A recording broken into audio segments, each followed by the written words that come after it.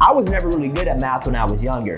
Now I felt like a genius because I could do it all these advanced spread trades that had all this arithmetic and all this probability analysis in it. And I thought, man, not only am I smart as hell, but I'm about to make a lot of money and be smart as hell. So I felt like one of those cool Wall Street types. My name is Ben Mearson, aka Humble CEO. I escaped communism, I became a refugee, and I landed in Canada.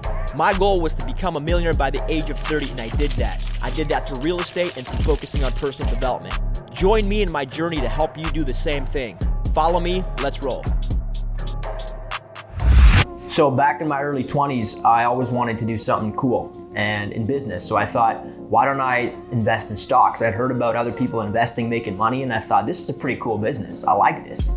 I could make this happen. I love the idea of like sitting in front of a computer and then just going from $1 in my bank account to $2 in my bank account for pressing some buttons and having some specific knowledge.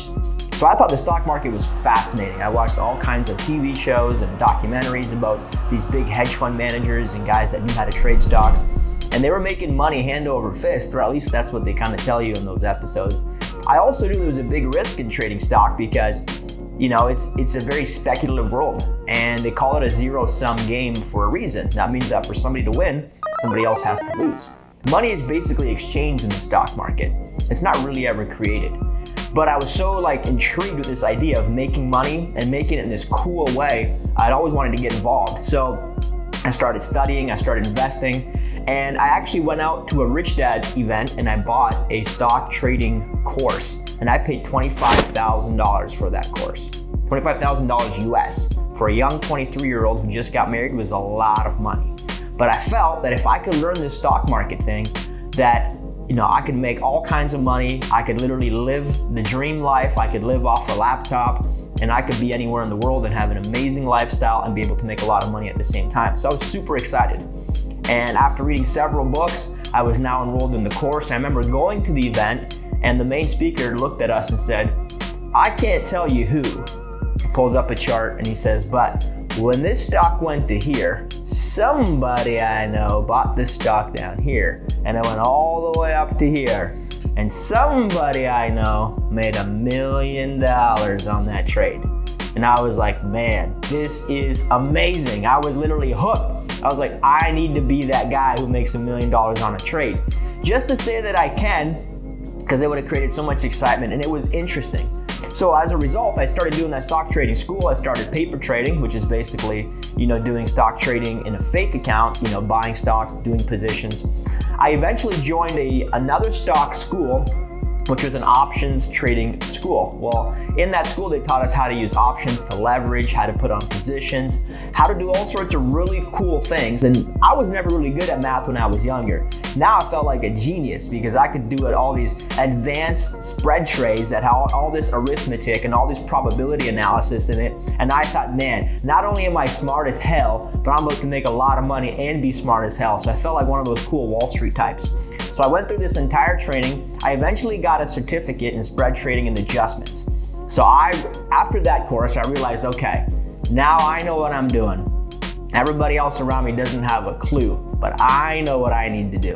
Well, here's the reality with stock trading. As much as you know, there's always two elements. Stock trading isn't about what you know. Stock trading is about who you are. Because in stock trading, there's greed and there's fear, and they both live on your shoulders. And regardless of how much information you have, the reality is the kind of person that you are is going to force you to dictate or to make the kind of decisions that are going to put you in the negative or put you in the positive. So even though you know everything in the world about stock trading and you have rules for how you buy and sell, you're going to eventually break those rules when the greed or the fear kicks in. You're either going to buy too aggressively because the price is so good, you have to double down, you have to dollar cost average your investment, even though you told yourself you wouldn't. Or you're going to sell when it shoots lower because you're afraid you're going to lose your entire capital. And then to make things worse, spread trading or trading in options is basically trading on thin air. Not only do you not own anything, there's no underlying security or asset, you're basically just fighting time trying to make money on other people's borrowed stock. That's right. So does that sound like gambling? Sure does. And that's what I was doing. Frankly, I was gambling my money away. But it was exciting. I started day trading, And here's the reality that when you get excited and you're young and you're in your early 20s and you really want to do something cool, and once you just finish the stock trading thing and you have a certificate, you're like, I'm qualified. I don't need to really go through the steps of practicing A, B, C, and D. That's boring. I don't want to make 10% a year in the market. I want to beat the market. I want to beat the odds. And that's what happens when you're a young, ambitious guy who really wants to make it happen. So as a result, I started trading stock. I started day trading. I started using the strategies that I had to get in and out of positions, sometimes 5, 10, 15 times a day. And the only person really getting rich that I didn't realize back then was my broker. Because for every time I got into a deal, it cost me $15. Got out of a deal, another $15. That's $30 a trade. Times 4, 5, 6, 7, 10 trades a day, you're losing $200 to $300 a day just in trades. But some days you're making an extra 100. So my rationale was that if I could just get ahead, if I could be positive, then it wouldn't matter because it didn't work for the money. Even though I didn't consider the fact that I spent all that time and energy learning about stocks, I didn't have the right mindset, discipline, attitude on how to invest in the stock market. And truly that's why it didn't work out. So anyways, after a few months, I'd be up 1,000, down 1,000, up 2,000, down 3,000, up 4,000, down 3,000. That was my daily mental exercise, and that was what happened to me every day. And then it got to the point where I put on a massive position on Apple, and had my mentor looked at me, who was teaching me about stocks, he would have slapped me on the wrist. But I put on this position where I controlled about $300,000 of Apple stock. Now, I didn't have $300,000. But the reality is I was trying to control this, and I was trying to manipulate by using option spreads. So I would put on a long call or short call, or I'd put on a multiple spread where I could benefit from the stock going down or up, and I could leverage the options to do that with about $2,000 or $3,000. Well, what happened was, when you have options trades, they actually die with enough time. It's called theta decay. So the more time that passes, the more that option loses its premium, and the more it loses premium, eventually gets to zero. So it's really a cycle of it dies down after X amount of time, depending on how much of that option that you actually purchase. Well, what happened was there was this one day where I was losing money. It was hemorrhaging pretty bad. I was down $6,000, $7,000, $8,000, $9,000 that day, and it just took a massive nosedive. And then I started doing the probability of what's going to happen if this thing goes so far, I'm never going to be able to recuperate. I said I can either take a big loss now or I can take a bigger loss later. And I went back and forth for about an hour, and I was getting frustrated. You can imagine the emotions of a 23-year-old kid who's trading stock and he's about to lose a huge chunk of money that day after months of trying to figure this out.